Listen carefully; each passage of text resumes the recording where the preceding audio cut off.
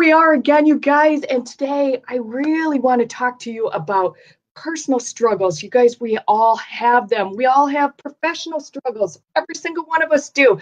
We're in this realm of everything we make hard. Things we can't control come at us from every single different angle, and there are obstacles and challenges, and we just all have a really, really big hand in how we choose to move forward with those life choices, whether it's personal or professional, and it's whether it's on our journey. And we get to take those choices and apply them and then choose to guide others. I can't wait for you to hear our guest today. Her story is off the charts amazing. We've just been speaking for a short amount of time here before we're going live, and I am still so excited to have her on board with us today. If you guys are joining us from any other platform other than the Erin Strayer Show, there's a link right above you in the comments. Go ahead and click that. Come on over here to the Erin Strayer Show platform. We'll be able to see you and see your comments over here and be able to say hello to you. So make sure you say hi once you get over here. Who am I? I'm Erin Strayer, and recovering corporates and entrepreneurs hire me to get them beyond the business of the basics. So what's that mean? Most of them are indecisive. They're held hostage by fear. We're going to talk about that today. When honestly, they're complacent. They have become comfortable with plain old average. Do I help them move past that? I can't do that.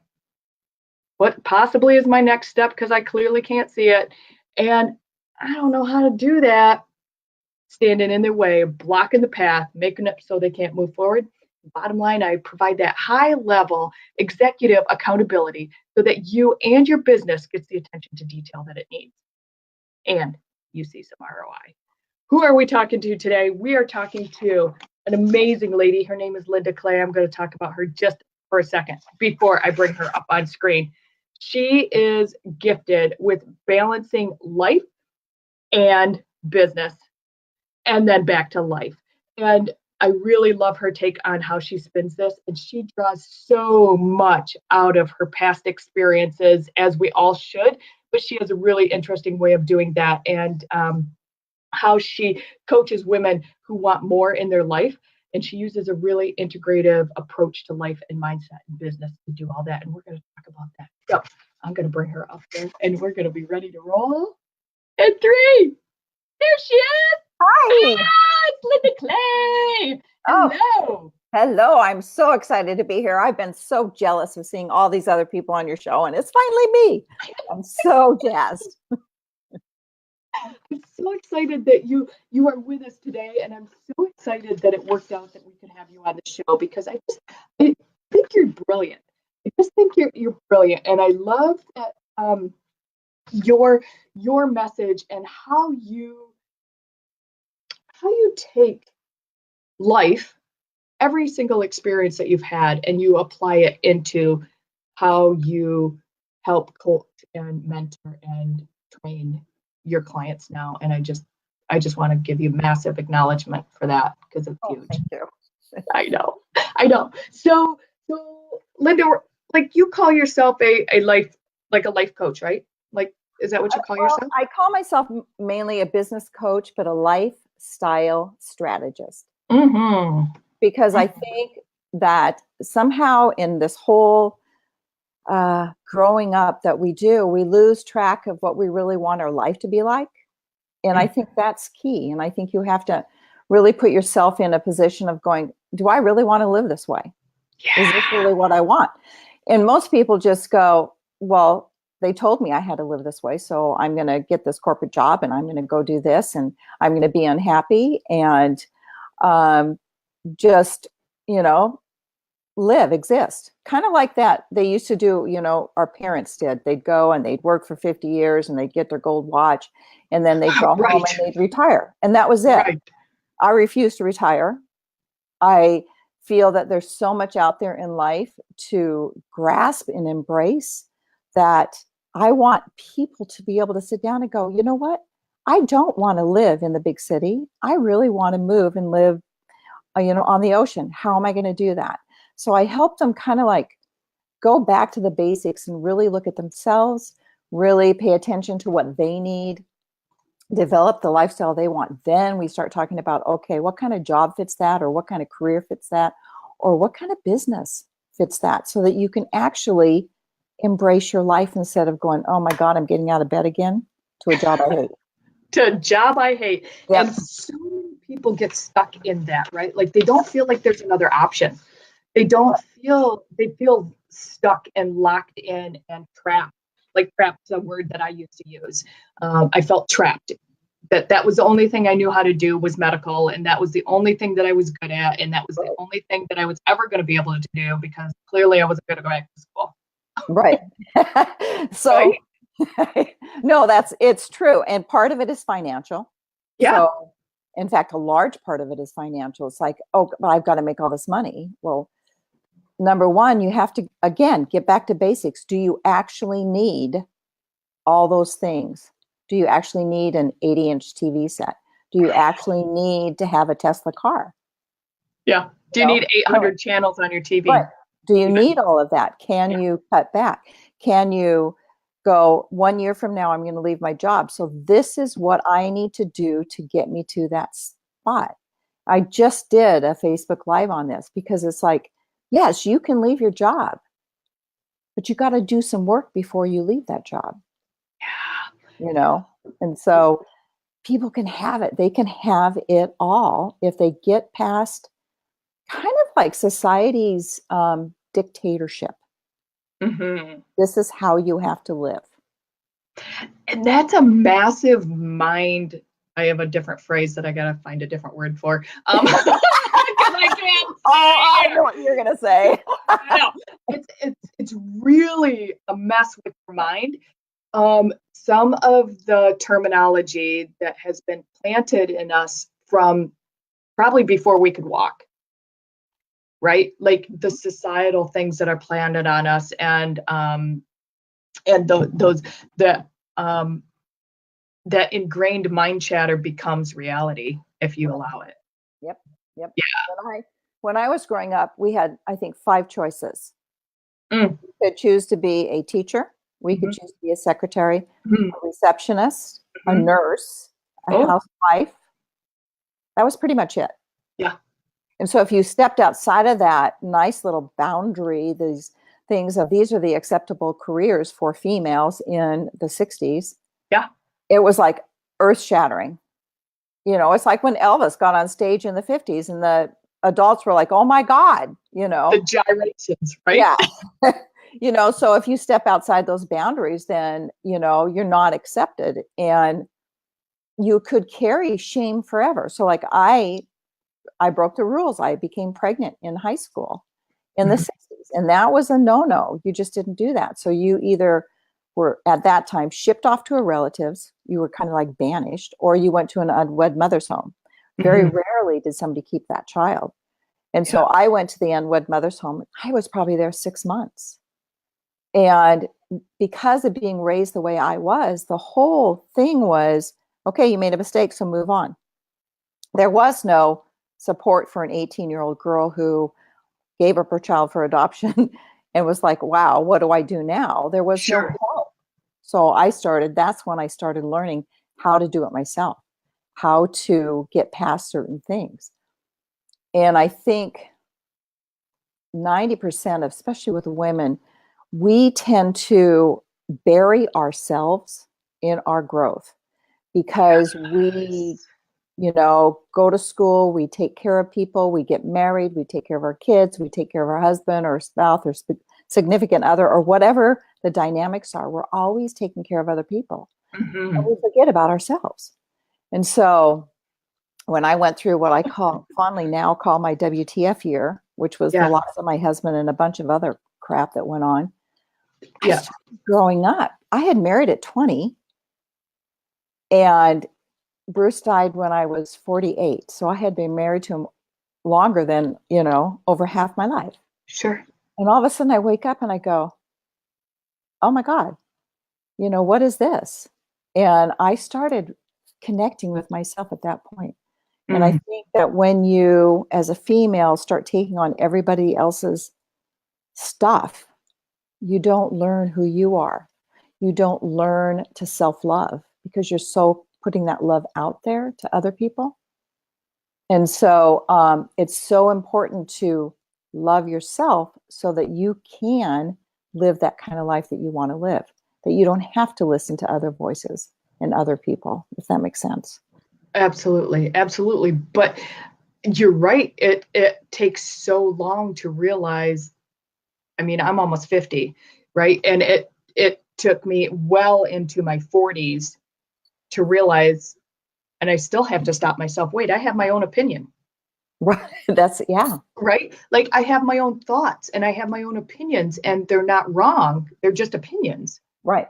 Right. And Absolutely. and 40 some, 50 some years of the ingrained somebody else's opinion that gets stuck in our being. Right.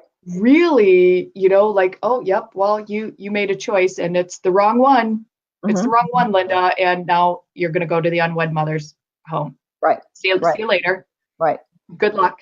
And oh, wait, you were married for 40 some years and your husband died. Really? Like now there's no support for that even, right? Like there's a little bit more for that now, but it's, hey, just pull up your big girl pants and move on. Well, and to that point, Bruce died in July. I was supposed to go back to work in 2 weeks. My oldest daughter tried to commit suicide 2 weeks after my husband died. So I got an extension for a week, but then I walked into retail at Christmas time because in August you're preparing for Christmas. So I had no time to really process any of that. And there was other things that happened that year that ended up that I became a single parent to my granddaughter in severe depression. And so, I went through all of that. And now I realized it's all been gifts, Erin. It's all been gifts. Those things I can look back now because it's been 20 years, that actually propelled me on this fantastic path to rediscovering myself, to learn how to really adjust my lifestyle to fit what I needed so that I could learn who Linda is. And that's something that I really now am so passionate about, that I think everybody, male or female, needs to know who they are. And you brought up those little voices, our brains are like computers.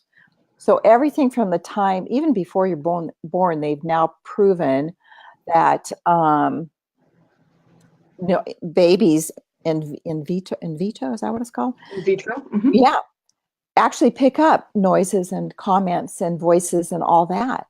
So your brain is taking all that in and it's there, and it's like that little computer chip, and so years down the road, you have this reaction to something and you're going, wow, why did I react that way? Well, you reacted because it's something from your childhood that came up to the surface, and so your responses could be from 30, 40 years ago. Yeah, and that's such a key to point out. And I really want to kind of get into, that's very, very important key as far as the triggers and your responses. And all of these experiences, yes, they're massively traumatic, like that you've pointed out. And these experiences have brought you now in the world, and now you view them as a gift, which at the time it was like, that was probably the farthest word from your vocabulary. Yeah. Tell me about, do you think when that switch happened in your brain, when you realized that these are actually gifts that I've been given, is that when you chose to go into coaching? I would say yes. I would say I can honestly look back now and watch my path and all the triggers and all the things that happened to me and everything that I went through from the point of Bruce's death to now, and realize that it was like, seriously, the universe laying out this path going, yeah, it's going to be bumpy, Linda, but you're going to do it because this is what you're supposed to be doing with your life. And so I actually ended up at one point, and this is for all the women out there, waking up one day, and I was in my 60s, and I sat on the couch crying, going, who in the hell am I? Because I didn't know anymore. I'd raised 2 families. I had taken care of people my entire life, whether it was my husband, my kids, my grandchild, my grandkids, and all of a sudden it was like, I don't even know if I like vanilla ice cream or chocolate ice cream. Right? Because you're so used to, oh, let's go get a hamburger at McDonald's. And it's like, oh, well, but you do it anyway because that's what the family does. And so I was lucky because I didn't have responsibilities, and I sold everything I owned, and I packed my suitcases. I got a visa for Portugal, and I moved there. I was there for about 5.5 months. I just got goosies all over me. I love that. I love that. It was the best experience because I was on my own for the first time since I was 20 years old, which is when I got married. And I got in touch with myself, and I was doing a online business as a VA, business consultancy. And it was like, I really don't like this. I really don't like doing admin work. I can do it. I do it well, but it's not my passion. And then I noticed these people were asking me for help and guidance. And all of a sudden it was like, oh my God, that's what I'm supposed to be doing. And I realized that I'd been doing that my entire life.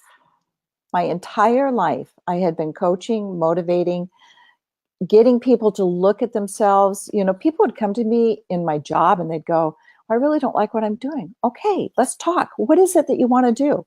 And it could be that they wanted to do something totally different than retail. Well, then let's talk about how you can get there. Let's put you in that spot of where you need to be, not living a life that you just dread. And so that's how the coaching thing all came about. I love that. I love that you had that aha moment and that recognition and that mindfulness in and of itself to go, I'm going to pack up my suitcase. I'm going to sell my stuff. Yeah, Portugal sounds good. I'm going to go there. And just go find yourself. Yep. How beautiful, how beautiful. And I know that you and I talked a lot about your philosophy about life and your journey and business. And I want to go there for a second and like really dive into because I mean, I know what you're going to say, but I want the people to hear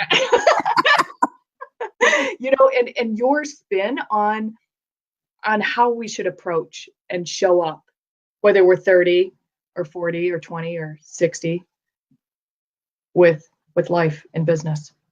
Because so many of us just work. Well, how do you show it? You have to love it. You have to love it. You have to love it. You have to show up as yourself. You have to be I really believe you have to be authentic. I'll share a story. Sure. I had this slight skin cancer surgery a week ago. Still have the bandage, but the bandage was huge when I first had it done. And it was like, oh my God, how am I supposed to do my Facebook Lives? And I remember sending you a message going, Erin, should I be on your show? Because I'm going to have, and I went, wait a minute, I'm being really vain. And I said, I didn't realize how vain I was.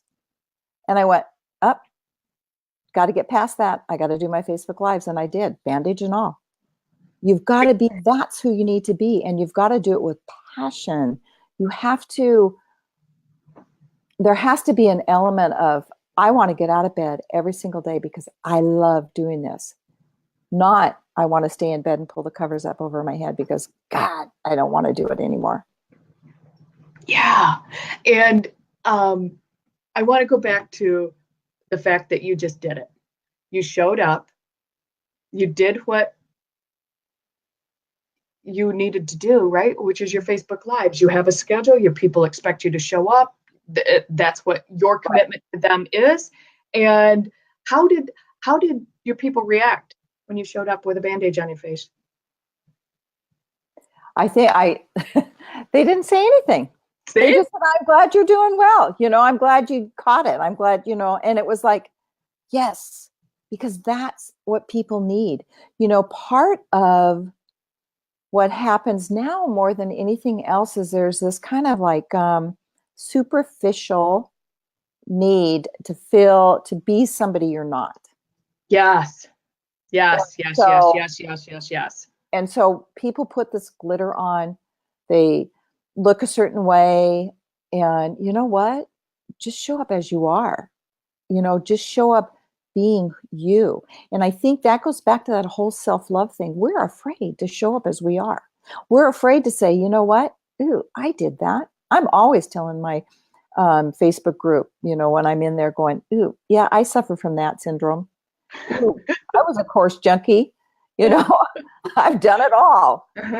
I've tried it all. And I'll be honest with them and say, it doesn't work. What works is Erin showing up as Erin, Linda showing up as Linda. Everything, warts and all. It is. I love it.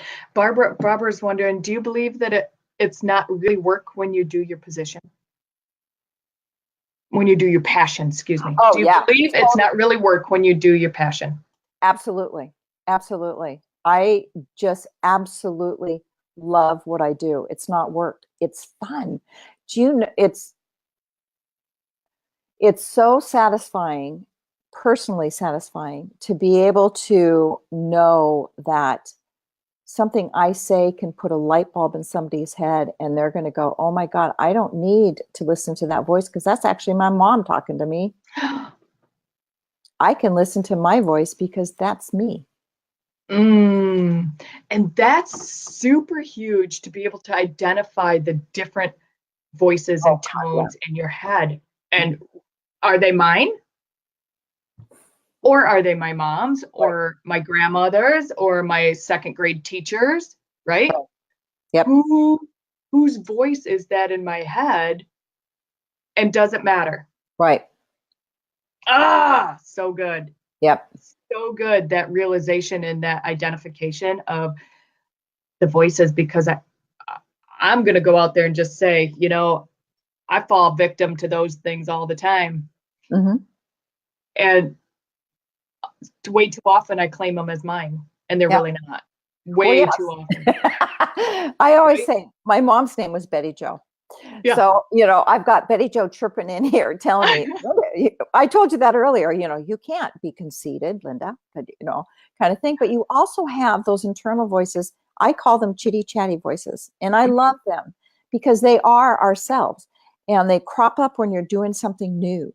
They crop up before you get on a podcast with Erin, and they're like, can you really do this, Linda? Can you, that kind of thing. You're loving chitty chatty voices that are trying to protect you, that are trying to keep you safe from doing something that, is a little bit scary. Yeah. And so I've learned to acknowledge them, to embrace them, knowing that they're just actually really there to help me out. And then just go, you know what? I got this. I got this covered. I can do this. And then they go back in their little corner until the next time, and then they'll crop up. Yeah. But if we allow those voices, whether they're our moms or our school teachers or ourselves, to control us, we can't get past those things. We stay stuck. Yes. Yes. I know we have a mutual friend that's watching us today, Mel Morse. Yes. I love Mel Morse. Yes. I love her. Yes. I love her. She has a saying, and I have stolen it from her. She calls it her little itty shitty committee. Little itty bitty shitty committee is what she calls it. Yes. Yes. Yes. In their mind. Yeah. And, the importance of that self-belief and that recognition, and the whole, I know mindset is a massive, overly used word these days, and people don't use it right a lot of times, but the really conquering that mind chatter is so key. What's your number one resource and tip, tool, technique to conquer mindset? Mm-hmm. So what I always recommend for people two things I recommend. One, because a lot of times when those voices crop up, they're telling you that you can't do something. Mm-hmm. And so I say, I want you to sit down and I want you to go all the way back through your history, and I want you to write down every single accomplishment you've ever done. Everyone. Ooh. Even that algebra test you aced when you were in high school and you didn't think you could do it, or your history test or whatever. Every single thing. And people are amazed at how much they've actually accomplished. If you look at accomplishments as doing something even if it's basic, if you did it, you did it. It could be you've got 3 kids screaming in the corner in your house and you don't know how you're going to get through the day, but you get up and you do those dishes. That's an accomplishment. You know, for a young mother with 3 young kids, that's an accomplishment. And so I have them do that. And then the other thing I tell them to do is when that voice crops up, mine came up, Linda, there's no way you could be a coach. I wrote it down. And then underneath it, I wrote down 3 reasons why I could be a coach. And so the more I did that, the quieter the voices, you know, became. And now, as I said, I just talk to them. I just say, I got this. And the thing is that people will look at the chitty chatty voices also as a negative. They're not. Yeah. What they actually are is something inside of you that you need to bring up and look at. Why am I afraid to get on Erin's show? Why, you know what I'm saying? I mean, I'm just here. It's so scary. Yeah. You know, I mean, Erin, you are, no, I'm just kidding. But, you know, you have to look at what is that underlying thing that is creating this fear within me. So, you know, when I mentioned Betty Jo telling me I can't be conceited, you know, that's an underlying voice that has been overriding a lot of what I do as I, you know, build my business, because I hold myself back. Once I can recognize that, then I can change my behavior. So good. So good. So Miss Linda, how do the people find you? What do you got going on? What's going on right now for you right now? What's my big thing? My big thing is big thing. Yeah. Well, I've got 2 big things. I'm rolling out my signature program, which is going to be taking people from the remembering their dreams to building their lifestyle to building a business at the end. A 6-week program I'm rolling out.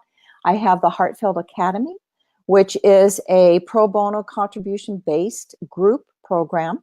And they get an hour call with me to start with. They get 15-minute check-ins every month. There's like 20 some lessons in there now that they can go through at their own speed. There's a lot of support, a lot of things in that. And those are the 2 big things that I have.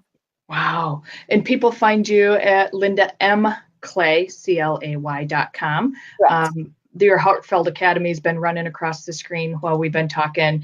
But you guys, seriously, we barely touched on Linda's backstory today that's brought her to here. And like every single one of us have expertise that we don't feel is really an expertise. And when you talk to somebody like Linda who says, oh yeah, Erin, guess what? That experience and that experience and that experience, guess what? Now you're positioned correctly to be the expert in that, right? And you get to apply that into how you take it forward with your clients. It's so beneficial, people. It's so beneficial to sit down with somebody like Linda and really go over some of that mind chatter that happens. Figure out, okay, I've had these experiences. How is that going to help me? How does that line me up to help anybody else in this world? How does that help me go further and make my life a priority, right? Instead of my business a priority. How does that help me? And having those conversations with you, somebody like you with your expertise is just off the charts. Like it's priceless. It's priceless. Thank you. Yeah, it's priceless. It's priceless. Barbara says, thank you so much. This has been wonderful. Thank you. Oh, you're welcome, Barbara. Yeah. Yeah. Yep. She's been commenting the whole time we've been talking. Yeah. I just really want to thank you so much for coming on, for being real, for who you are in this world, for taking your experiences, because there's been a lot of really, really amazing experiences along with some of the massively traumatic experiences that have plugged you into this lane that you are in, and you are clearly out there in your own lane. Like, this is Linda Clay's lane. It ain't the commuter lane. You know what I mean? Like, this is reserved for Linda Clay. Yep. You want to jump on for a little bit and our journeys join for a little bit? Come on. But this is my lane, and I'm so glad that you found it. I'm so glad that you own it. I'm so glad that you are comfortable out there in Linda Clay's lane, because you are in a lane by yourself, my friend. You are clearly. Thank you. You guys, seriously, go check her out. It's lindamclay.com, and go she does amazing, amazing, amazing things. Do you have any last words for us, Linda? I just want to remind people that if they're in business for themselves, to remember that the business should serve them. They shouldn't be serving the business. It's so important, because I think people get in there and they start this business and all of a sudden they're working like they were working at a job. It should be something that you love. It should be something you're passionate about. It should be something that matches your values. And everything that you do in life should match your values, even your job. Yeah. Because if it doesn't, it tears you apart.